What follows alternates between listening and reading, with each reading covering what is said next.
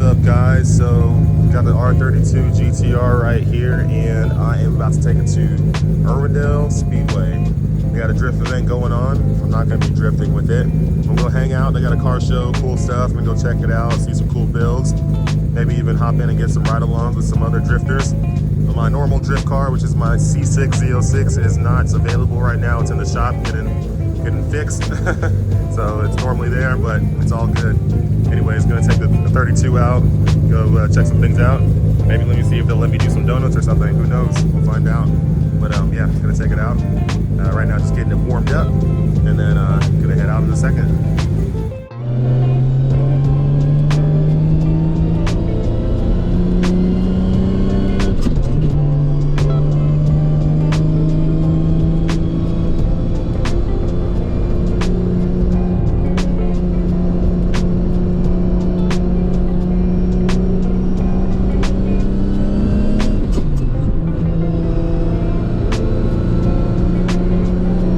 My way to Irwindale Speedway, and it's a really cool track.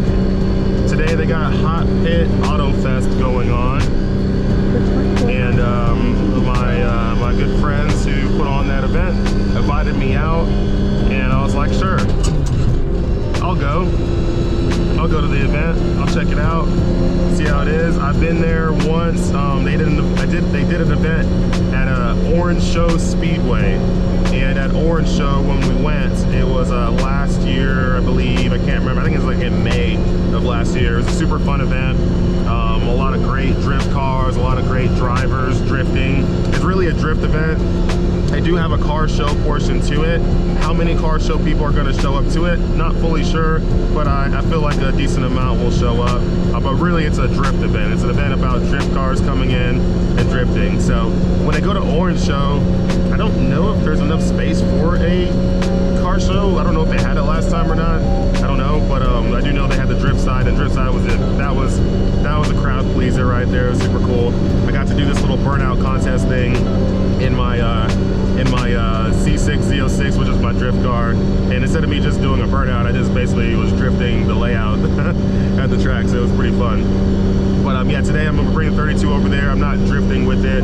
What I am going to do though is they are going to, they should be allowing me to do a little show in the middle of the drift layout where I can just go and do burnouts and all that stuff. And I'm gonna see how well this car can slide.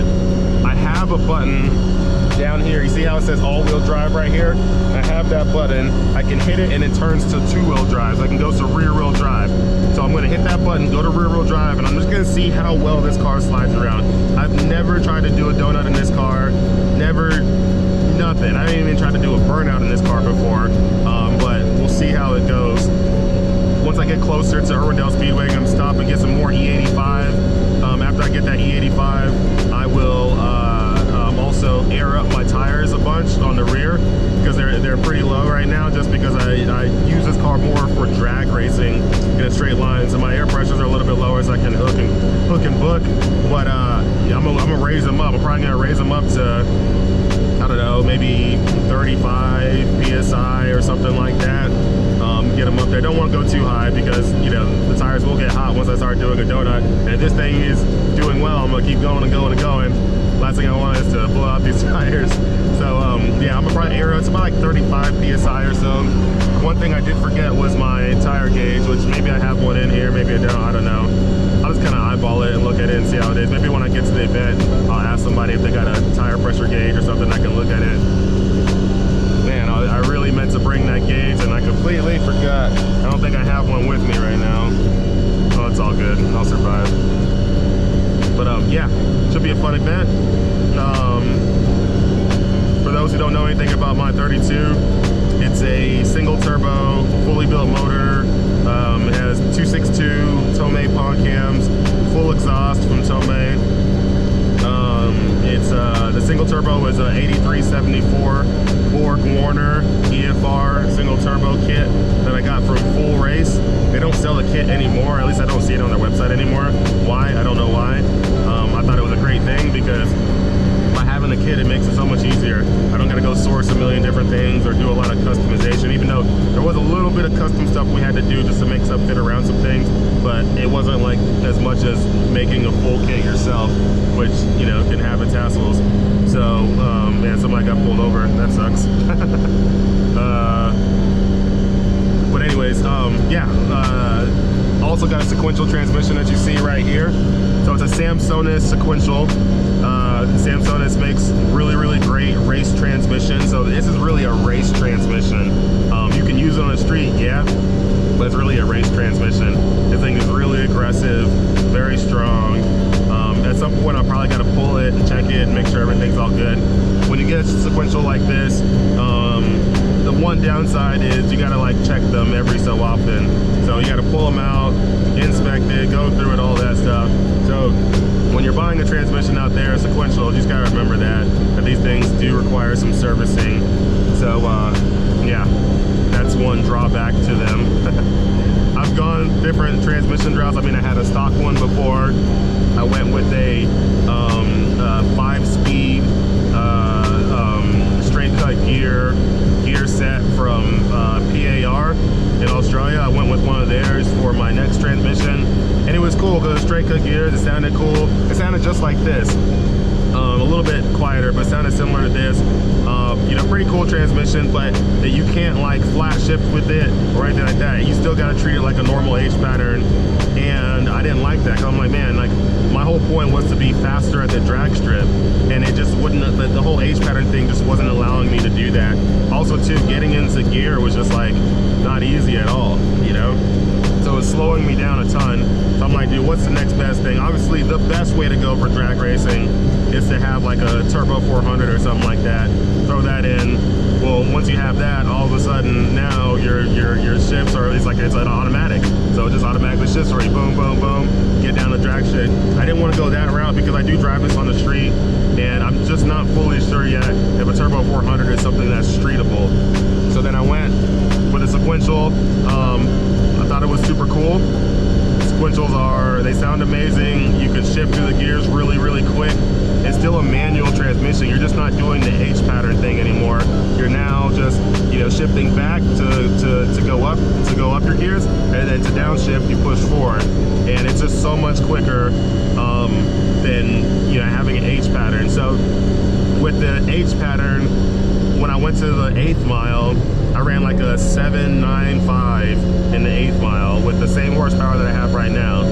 When I went back with the sequential, I ran a 706. So I mean, I literally picked up like almost a full second just on the transmission switch because it was so much quicker. I wasn't falling out of boost. That's the issue with the H pattern.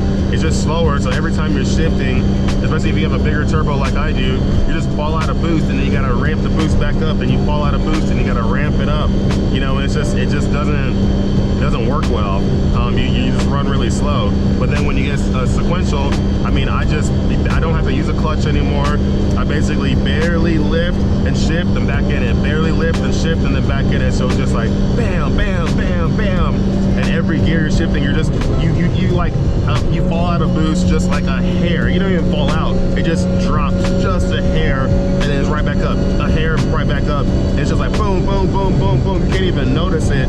It feels like an automatic that you're shifting yourself. And that's why I picked up literally a full second in the 8th mile, just because I wasn't losing boost and power on every single shift. I wasn't losing time, and then it helped me out a bunch. I think this car with a good drag radial, good launch, and not slipping out of the hole, because it does slip out of the hole, all-wheel drive, street tires, good drag radials all the way around, good launch. This car in the 8th mile, I believe I should be able to get probably like a 6.8 or so in the 8th mile. And then in the 1/4 mile, this car should be able to run, and I mean, it's a 10-second car for sure. Now, where in the 10s, I'm not sure. Obviously, it's a turbo car, and you know, it's gonna pick up a lot on the back end. So who knows? I think this car, at its best, is a mid 10-second car, you know, but on any normal day, I think it's, you know, probably 10.7, maybe 10.8, something like that. So it's a 10-second car, and I'm happy with it. That's all I really want, is a 10-second car with it. I think eventually drag side of it and try to make it an 8-second car. I don't know. We'll see. I like the car the way it is now. It's fun. I can drive it. I really don't want issues with it, because even at this power level, I still have issues sometimes. Random little things will happen, but I want it to be as reliable as possible, so that's why I have it set the way it is.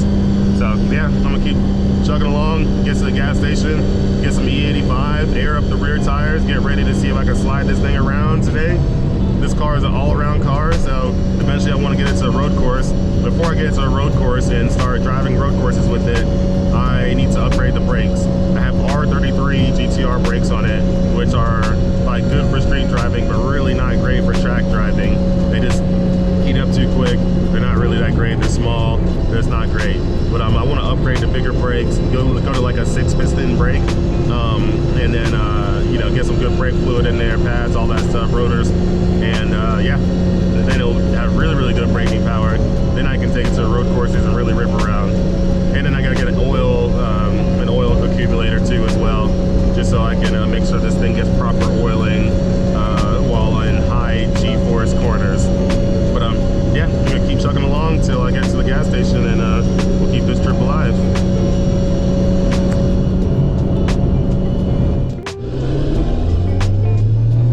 Alright, so it's getting close to the gas station. Gotta get some E85 fuel. It started getting a little bit misty out here, so it looks like it's gonna be a little bit of a wet surface here at Irwindale. Irwindale's pretty close. Then turn right into the parking lot. We gotta turn in here. Let's see. Alrighty. Turn right, then arrive at your destination. A little bit of a steep up here. I'm glad this car is not slammed to the ground, because it makes it to where I don't have any like major issues getting into places that are steep. It's about like 5 inches off the ground for the front end. Alright, let's go right here. We'll do that.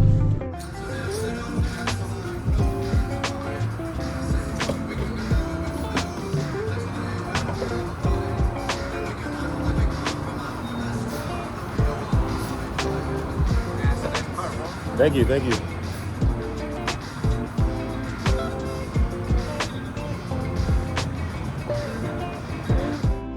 Alright, so I just grabbed a little bit of food. I always love this crispy, crunchy chicken. It's like so good at the gas stations. Air is filled up on tires. They're filled up a little bit more. I don't have a gauge with me, so I just did the old school count of 20 seconds on each tire. So that should be enough. Should be good to go now. About to head over to Irwindale. Filled up with E85 now. All pumped up, good to go. And yeah, ready to rock. All right, so we just got to Hot Pit Auto Fest, and man, I see a lot of cars drifting right now on the infield. I just saw a quick little glance. People taking pictures of my car right now. It's always cool when I get pictures and videos of the car. But anyways, people love these 32 GTRs. Why? I do know why, because it's a Skyline. Anyways, I'm supposed to be in the show over here. I have no clue where I really need to go park, but I'm gonna start walking, or I'm park somewhere and get it figured out, so yeah. So I just got invited to drive inside to where all those other cool cars are. I guess I'm cool too. The windows down real quick. Drive in there.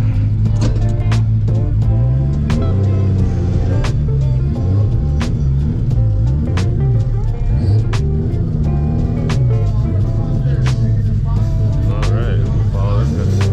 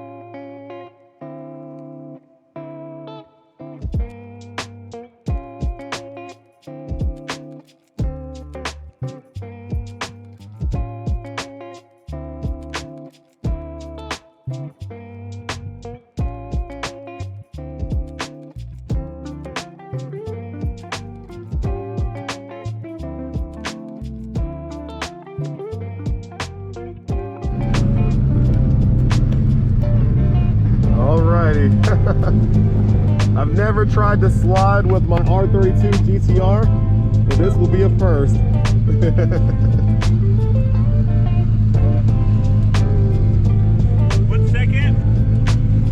I'm gonna call.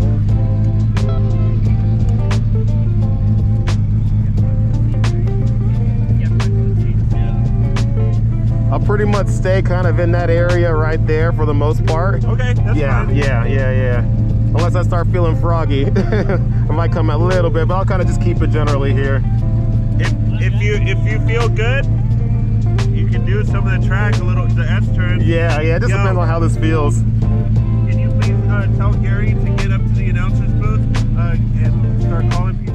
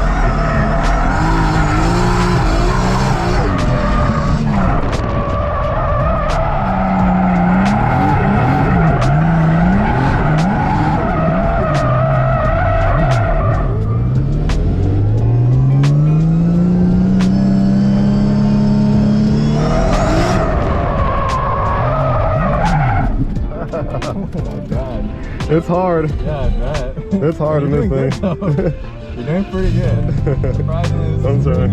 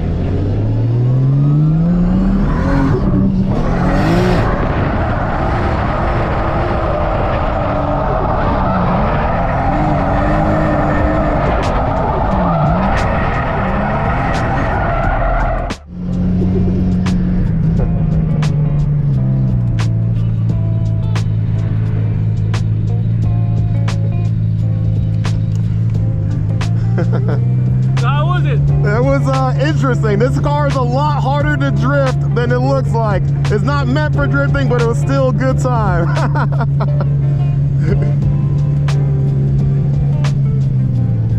Alrighty. Thank you. Yeah. I've never witnessed that before. I witnessed the first time.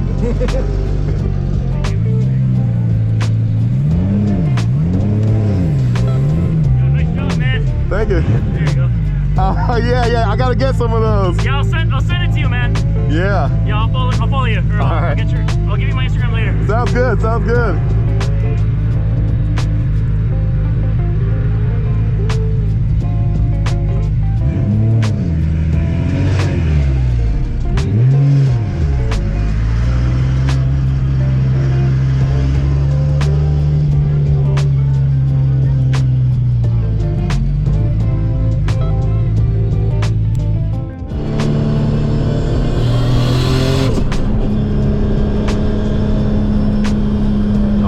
So Irwindale was fun, went out there and slid a little bit. I learned that the R32 GTR is not a drift car. If you want to drift with the Skyline, get a GTST, put a proper angle kit on it, proper hydraulic e-brake on it, get it properly set up for it with the right amount of power, and then you should be all right. This car really isn't set up for that. This car is set up for big power, high RPM drag racing.